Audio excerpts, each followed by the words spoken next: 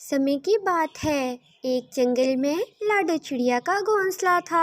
उसी जंगल में गोरी कौवी और कालू कौवा भी रहते थे। लाडो चिड़िया और गोरी कौवी मिलकर भोजन की खोज में निकलती। लाडो चिड़िया बहुत दयालु चिड़िया थी। वो पूरा दिन बहुत मेहनत करती और अपने लिए अच्छा अच्छा भोजन इकट्ठा करती। लेकिन गोरी कौवी बहुत लालची थी।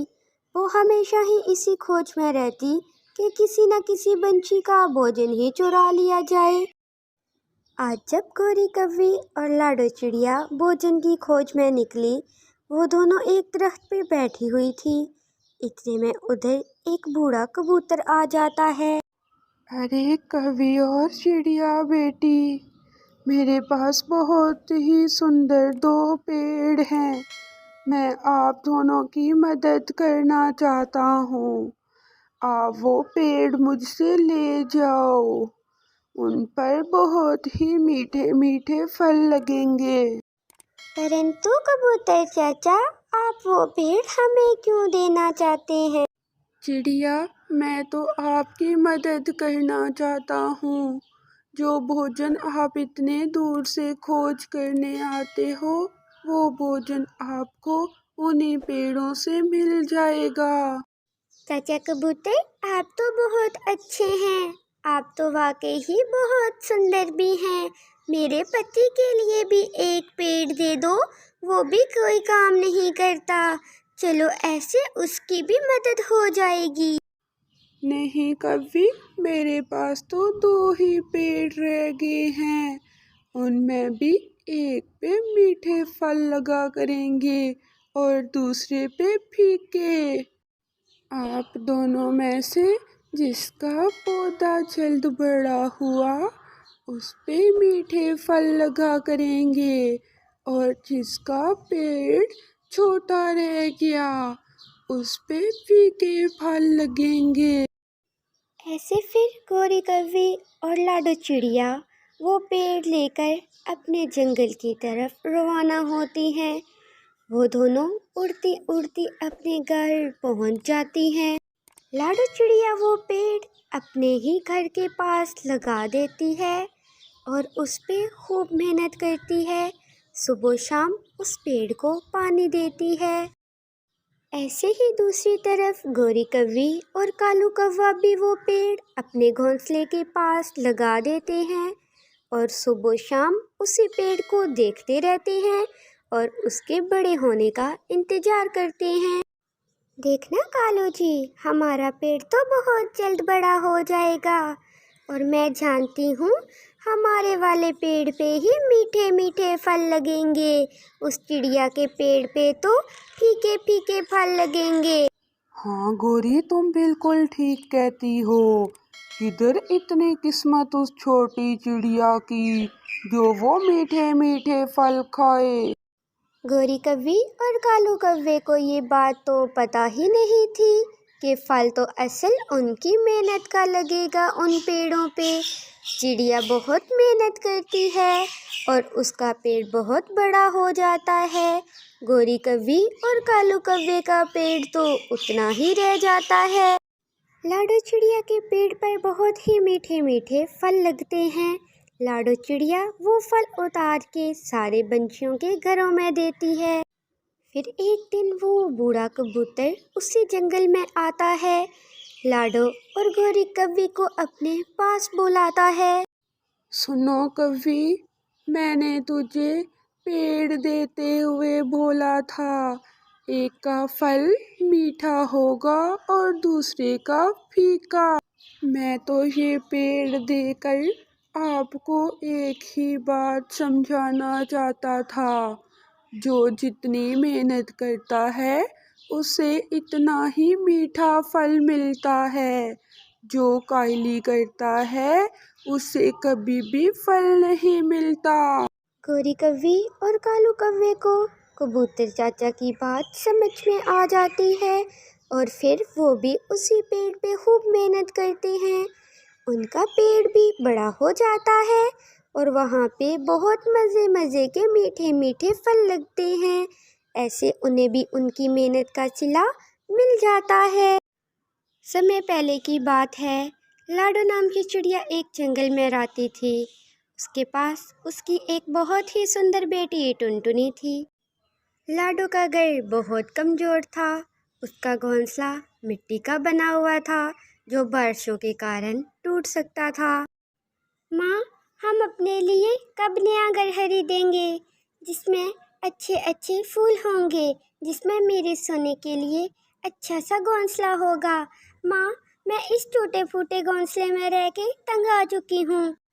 टुनटुनी, मुझे ख्याल है मैं तुम्हारे लिए अच्छा घोंसला खरीदूंगी।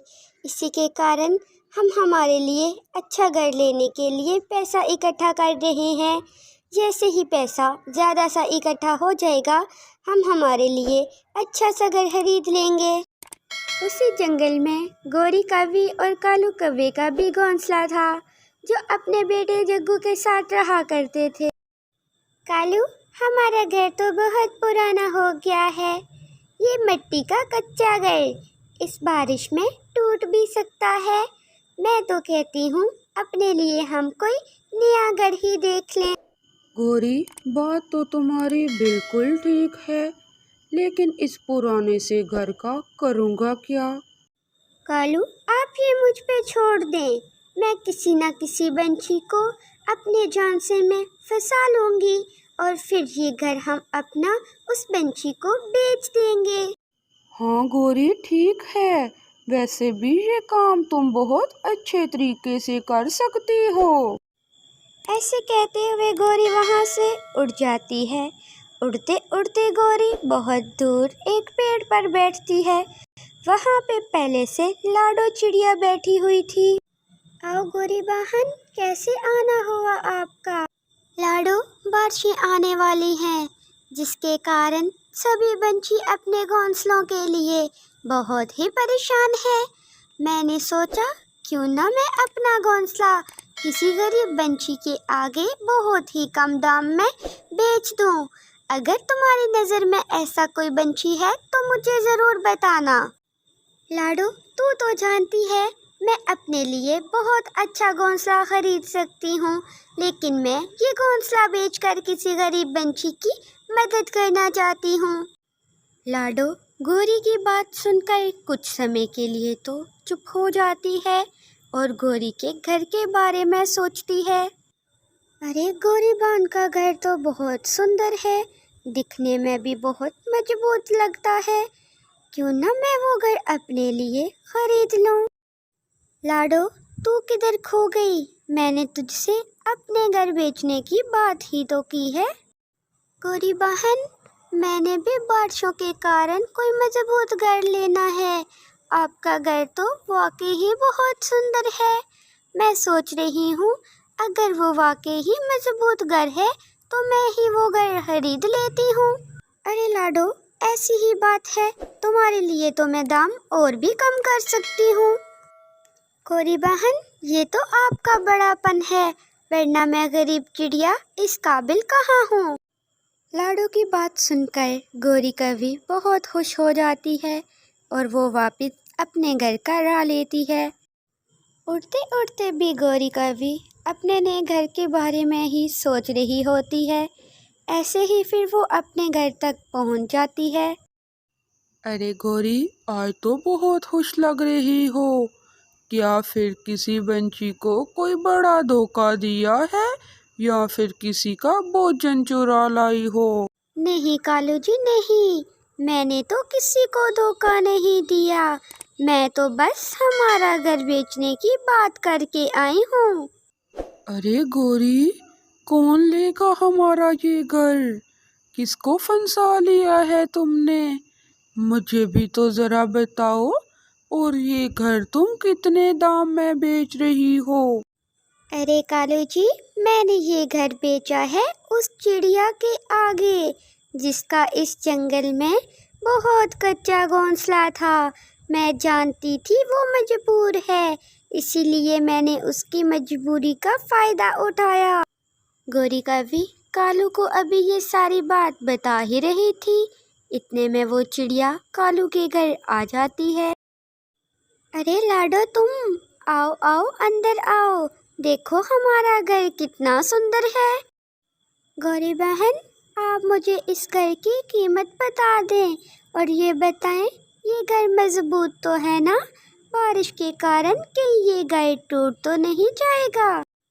अरे लाडो, क्या हो गया है तुम्हें? भला ये घर इतना ही नाजुक है जो बारिश के कारण टूटेगा?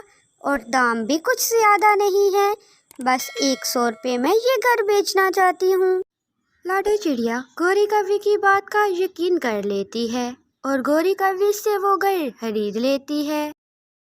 उसी जंगल में गौरी कव्वी अपने लिए एक नया घर देखती है। वो घर बहुत सुंदर और मजबूत था, इसलिए गौरी कव्वी अपने लिए वो घर खरीद लेती है। ऐसे फिर गौरी कव्वी और कालू कौवा अपने बेटे जग्गू को लेकर अपने नए घर में चले जाते हैं। लाडो चिड़िया अपनी बेटे टुनटुनी को लेकर कालू कौवे के घर में आ जाती है। माँ, ये घर तो बहुत सुंदर है, इसके ऊपर छत भी है। जब बारिश होगी हमारे घर में पानी भी नहीं आएगा, हम सुकून से इस घर में रह सकते हैं। टुनटुनी, मुझे गौरी बहन ने बताया था ये घर बहुत मजबूत है, हम 2-4 साल आराम से इस घर में निकाल सकते हैं। लाडो चिड़िया और टुनटुनी उस घोंसले में बैठी हुई थी।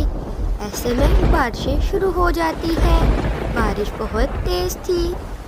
दूसरी तरफ गौरी, कालू और उनका बेटा जग्गू भी अपने घोंसले में बैठे हुए थे और बारिश को निहार रहे थे। लेकिन एकदम से जग्गू अपने माता पिता को ये कहता है, अरे माँ, मुझे अपने पुराने घर की याद आ रही है। क्या मैं कुछ देर अपने पुराने घर में चला जाऊँ? उधर से बारिश निहारने का तो अपना ही मज़ा था। हाँ जग्गू, आओ तुम बेफिक्र होके जाओ, कोई बात नहीं, जाके उस घर में बैठो, वो भी तो हमारा ही घर था। क्या हुआ आज? चिड़िया ने उधर डेरा लगा लिया। तेज़ बारिश में जग्गू उड़ता उड़ता अपने घर की तरफ पहुंच जाता है। लेकिन जग्गू के घर में लाडो चिड़िया और टुनटुनी चिड़िया तो थी नहीं। वो बाहर बड़े पेड़ पे बैठी मौसम को निहार रही थी। जग्गू आकर उनके घोंसले में बैठ जाता है। जैसे ही जग्गू उस घर में घुसता है, वो घर तो टूट जाता है। घर टूटने की आवाज़ से जंगल के सारे पंछी उस घर के आगे पीछे इकट्ठा हो जाते हैं।